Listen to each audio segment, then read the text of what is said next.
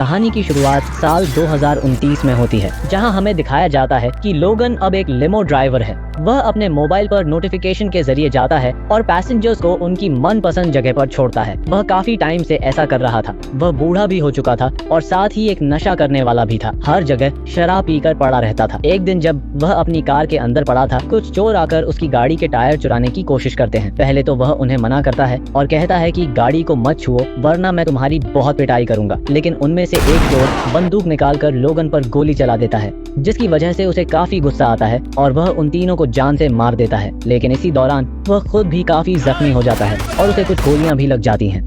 जब वह वापस घर पहुंचता है तो अपने जख्मों को देखकर उसे एहसास होता है कि अब वह काफी बूढ़ा हो चुका है।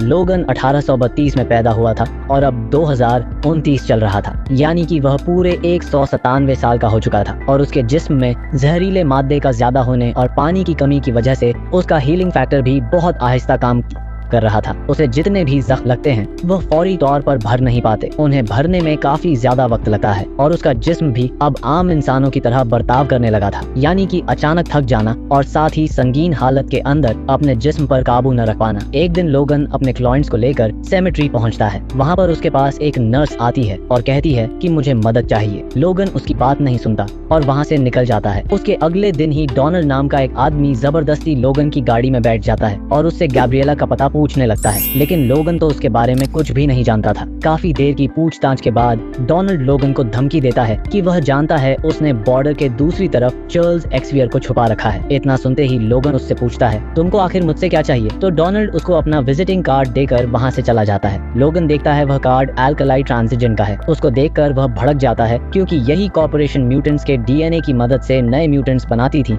जिनको वह एक हथियार के रूप में इस्तेमाल कर सकें। खुद लोगन के जिस्म में एडामेंटियम इसी कॉर्पोरेशन ने एक्सपेरिमेंट के जरिए डाला था। लोगन बिना वक्त गंवाए फौरन बॉर्डर पार करके उस जगह पहुंच जाता है जहां उसने चार्ल्स को दुनिया से छुपा कर रखा था। इसी जगह लोगन के साथ कैलिबैन भी चार्ल्स की देखभाल में उसकी मदद करता था। कैलिबैन को हमने एक्स-मेन अपोकलिप्स में देखा था। उसके अंदर किसी भी म्यूटेंट को समझने और उसको ढूंढ निकालने की शक्ति है। वहीं 97 साल का चार्ल्स भ्रम की अनजान बीमारी से मुतासिर है, जिसकी वजह से उसको तबाहकुन टेलीपैथिक दौरे पड़ते हैं। चार्ल्स के दौरों की वजह से 1 साल पहले उसके हाथों से अनजाने में कई म्यूटेंट्स मारे गए थे और बहुत जख्मी हो गए थे। अब अगर वक्त पर उनको दवाइयां न दी जाएं तो वह किसी को भी पहचान नहीं पाते। लोगन उनको जैसे ही इंजेक्शन लगाने वाला होता है वह लोगन को पहचान नहीं पाते और उसके साथ हाथापाई करने लगते हैं, जिसकी वजह से चार्ल्स डर जाता है और उसको टेलीपैथिक दौरा शुरू हो जाता है। चार्ल्स के दिमाग से उठने वाली लहरें आसपास की जगह को वाइब्रेट करने लगती हैं। इन लहरों की वजह से लोगन और कैलिबान सुन्न पड़ जाते हैं।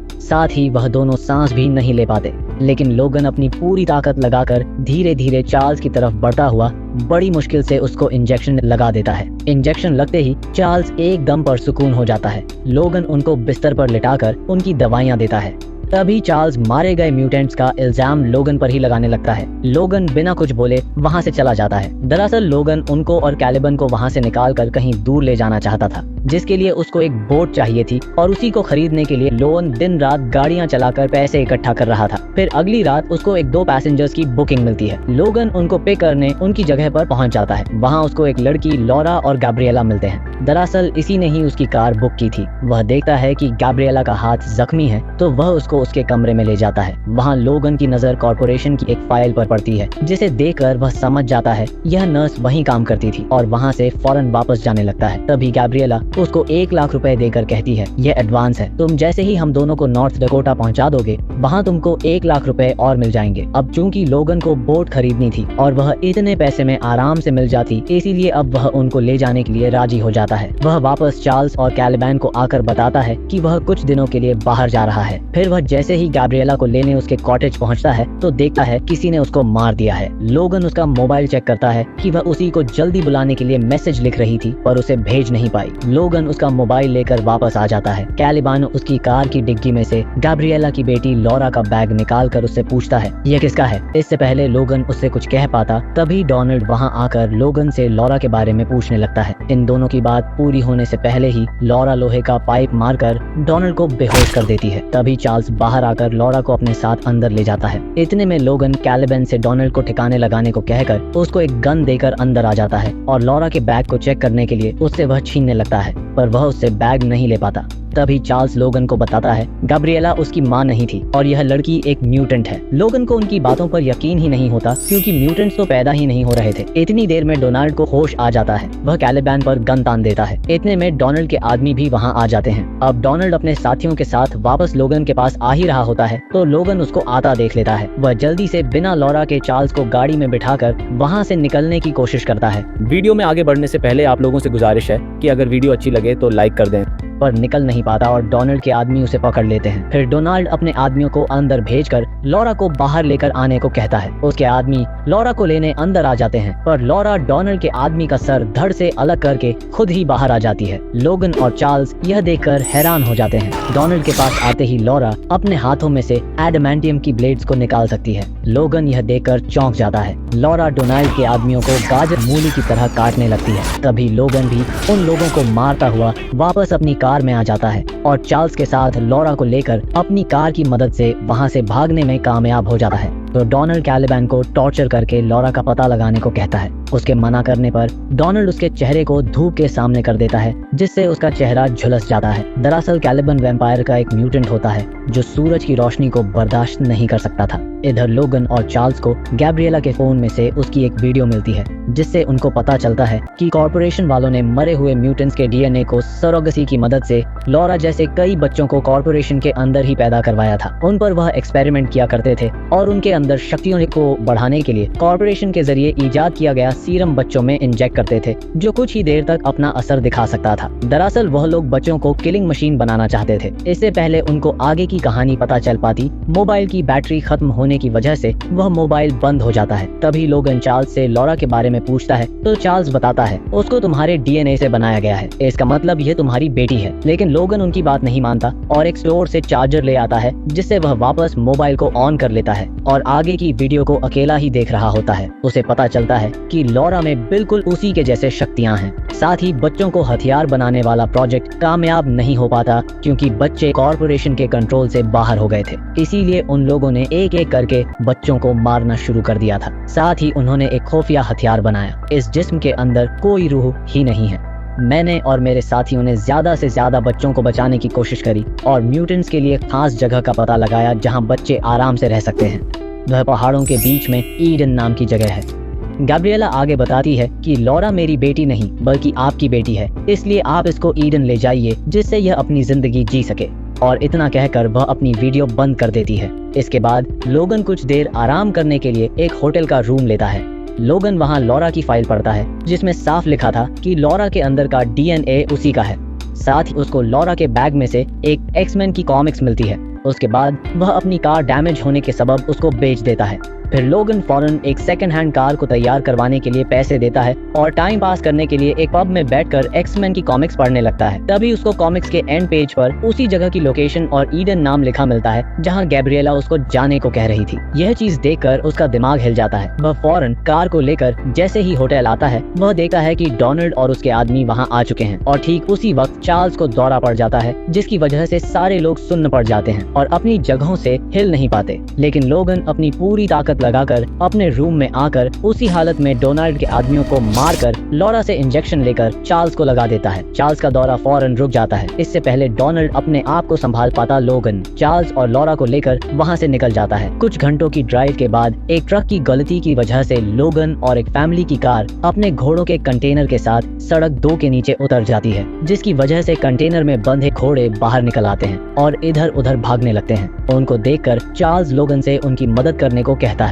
और अपनी टेलीपैथी शक्ति से घोड़ों को परसुकून कर उनको वापस इकट्ठा कर देता है। लोगन भी उनकी गाड़ी को गड्ढे से बाहर निकलवा देता है तो वह फैमिली उनको उनकी मदद करने के लिए अपने घर पर अपने साथ डिनर करने का ऑफर देती है, पर चार्ल्स मान जाता है। दूसरी तरफ कॉर्पोरेशन का सरबराह डॉक्टर राइस डोनाल्ड के पास आ जाता है। फैमिली के साथ डिनर करने के बाद लोगन वहां से जाने लगता है तो वह लोग उसको रात को वहीं रुककर आराम करने को कहते हैं। लेकिन लोगन फौरन निकलना चाहता था पर चार्ल्स के कहने पर वह रुक जाता है। फिर चार्ल्स उससे कहता है हम लॉरा को उसके दोस्तों के पास ईडन छोड़कर अपने लिए बोट लेकर निकल जाएंगे। तो लोगन उनको समझाने की कोशिश करता है कि ईडन कॉमिक्स बुक में लिखी गई एक मनगढ़ंत जगह है जो हकीकत में है ही नहीं। इस पर चार्ल्स उससे कहता है पर लॉरा के लिए वह जगह सच में है। इसके बाद लोगन उस घर के मालिक के साथ उनके खेतों में जाकर पानी की सप्लाई को फिर से चालू करवाता है। दरअसल वहाँ की सारी जमीनें एक कंपनी ने खरीद ली थी और वह इस फैमिली की जमीन को भी लेना चाहते थे, लेकिन उन लोगों ने जमीन दी ही नहीं। इसलिए आए दिन कंपनी के लोग उनको तंग करा करते थे।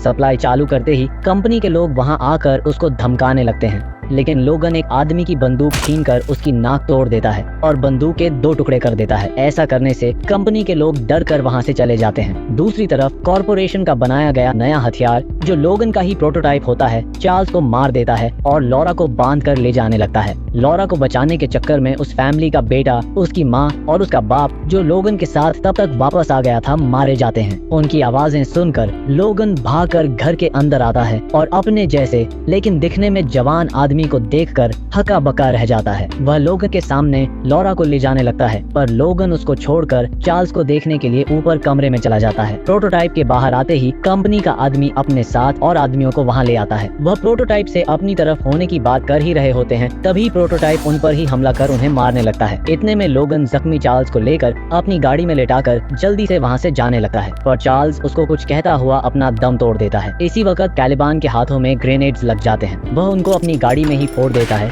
जिससे उसके साथ डोनाल्ड भी मारा जाए, पर डोनाल्ड गाड़ी से कूदकर अपनी जान बचा लेता है। अब लोगन चार्ल्स का बदला लेने के लिए अपने प्रोटोटाइप पर हमला कर उससे लड़ने लगता है, लेकिन पहले जैसी ताकत न होने की वजह से प्रोटोटाइप लोगन पर हावी होता हुआ जैसे ही उसको खत्म करने वाला होता है, तभी घर का मालिक जो अभी जिंदा था वह अपनी गाड़ी से प्रोटोटाइप को टक्कर मारकर अपने ट्रॉली में फंसा देता है। फिर उस पर कई गोलियां चलाता है और लोगन की तरफ पलटे ही नीचे गिरकर मर जाता है। लोगन लॉरा और चार्ल्स की लाश लेकर वहां से निकल जाता है। इधर डॉक्टर राइस प्रोटोटाइप पर जैसे ही सीरम का इंजेक्शन लगाता है, उसकी चोट फौरन भर जाती है। इधर लोगन चार्ल्स की बॉडी को दफना देता है और कहता है, समुद्र नहीं मिला तो क्या हुआ, यहाँ किनारे पर पानी तो है। इतना कहते ही चार्ल्स के गम में उसकी आंखों में आंसू आ जाते हैं। लोगन को चार्ल्स के मरने का बहुत दुख था। वह उसको अपने बाप के जैसे ही देखता था। उसको दुहाकी देख लॉरा उसका हाथ पकड़ लेती है, लेकिन लोगन उसका हाथ झटक कर गाड़ी में बैठकर उसको स्टार्ट करने की कोशिश करने लगता है, पर जब वह स्टार्ट नहीं होती तो गाड़ी को तोड़ता हुआ वहीं सड़क पर बेहोश होकर गिर जाता है। और जब उसको होश आता है तो वह अपने आप को एक डॉक्टर के पास पाता है जो उसकी मरहम पट्टी कर रहा था। वह लोगन को हॉस्पिटल जाकर इलाज करवाने की सलाह देता है, लेकिन लोगन लॉरा को लेकर उसके क्लिनिक से बाहर आ जाता है। दरअसल लॉरा ने किसी की गाड़ी चुराकर खुद ड्राइव करके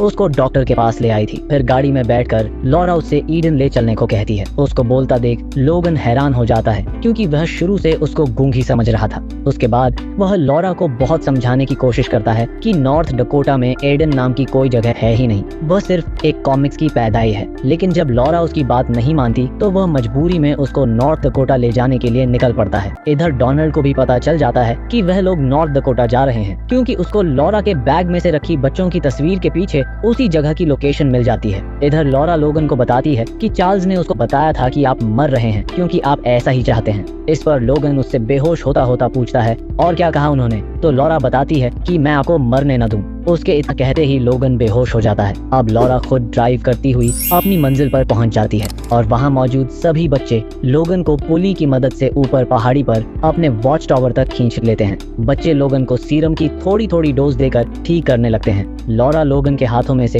एडामेंटियम की गोली ले लेती है, जिससे वह खुद को मारना चाहता था। सुबह होते ही बच्चे लोगन की मूंछ और दाढ़ी को काट कर उसको वुल्वरीन जैसा लुक दे देते हैं। तभी लोगन की आंखें खुल जाती हैं तो उसको पता चलता है कि वह 2 दिन से बेहोश पड़ा था। इतना जानते ही वह जॉय से कहता है कि तुम बच्चों के साथ फौरन यहाँ से निकल जाओ, क्योंकि कॉर्पोरेशन वाले कभी भी यहाँ आकर तुम लोगों को मार सकते हैं। तो जॉय सुबह होने से पहले निकलने की बात कहकर लॉरा को सही सलामत लाने के लिए लोगन को पैसे देने लगती है, और अब लोगन पैसे नहीं लेता। इधर लॉरा लोगन से नाराज होती है क्योंकि वह जानती थी कि सुबह होते ही वह उसको छोड़कर चला जाएगा। तो लोगन उसको समझाते हुए उसको बताता है, उन लोगों का हमेशा बुरा ही होता है जिनके साथ मैं प्यार का रिश्ता निभाता हूँ। इस पर लॉरा फौरन पलटकर कहती है, फिर तो मुझको कुछ नहीं होगा क्योंकि आप तो मुझे चाहते ही नहीं हो, और कहकर बाहर निकल आती है। दुख के कारण लॉरा की आंखों में आंसू थे। अगली सुबह लोगन की आंखें खुलती हैं। उसको अपने पास सीरम की शीशी और एक नोट लिखा मिलता है कि शीशी को एक ही बार में यूज मत करना। लोगन बाहर आकर देखता है कि बच्चे उसको सोता हुआ छोड़कर जा चुके हैं। तभी लोगन को कुछ ड्रोन्स और गाड़ियां उसी तरफ जाती दिखाई देती हैं जहां बच्चे जाने को कह रहे थे। लोगन फौरन इंजेक्शन और सीरम की शीशी उठाकर बच्चों को बचाने के लिए उनके पीछे दौड़ पड़ता है। इतने में कॉर्पोरेशन के लोग बच्चों तक पहुंच जाते हैं और उनको पकड़ने लगते हैं। लोगन दौड़ता दौड़ता थक जाता है और हांफने लगता है तो वह सीरम की पूरी डोज को अपने अंदर इंजेक्ट कर लेता है।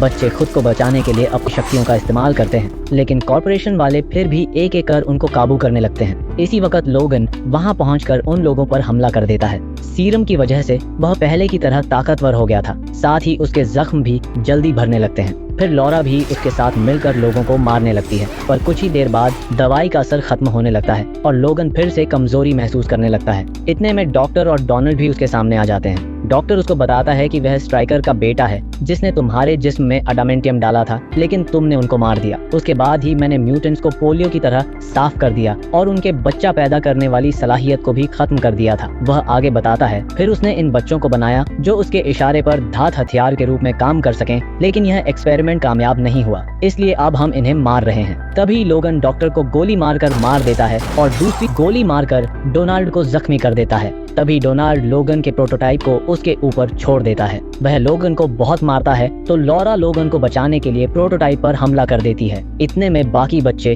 डोनाल्ड को अपनी शक्तियों से मार डालते हैं। फिर मौका मिलते ही लोगन बच्चों को वहां से निकलने को कहता है, पर प्रोटोटाइप लोगन के कंधे में अपनी ब्लेड घुसाकर उसको घसीटता हुआ टूटे हुए पेड़ के तने पर दे मारता है। इससे लकड़ी का एक हिस्सा लोगन के सीने के आर पार हो जाता है। अब वह लोगन को मारने के लिए आखिरी बार वार ही करने वाला होता है। तभी लॉरा लोगन की एडामेंटियम वाली गोली से प्रोटोटाइप के भेजे को ही उड़ा देती है। वह फौरन मर जाता है। लोगन की मरने जैसी हालत देखकर लॉरा रोने लगती है तो लोगन उससे कहता है, इन लोगों ने जैसा तुमको बनाया है वैसा बिल्कुल भी मत बनना। वह आगे बताता है, अब मैंने जाना मौत का एहसास कैसा होता है। इतना कहते ही लोगन भी अपना दम तोड़ देता है और लॉरा के हाथों को पकड़े हुए उसके हाथ की पकड़ ढीली हो जाती है। लोगन को दफनाने के बाद लॉरा बड़े भारी मन से लोगन से कहती है, अब तुमको बुरे सपने कभी तंग नहीं करेंगे। फिर बच्चे अपनी मंजिल पर पहुंचने के लिए निकल पड़ते हैं। जाते जाते लॉरा लोगन की कब्र पर लगे क्रॉस के निशान को एक्स के निशान के रूप में रख देती है, जिससे लोगों को पता चल सके कि यह कब्र वेपन एक्स की है।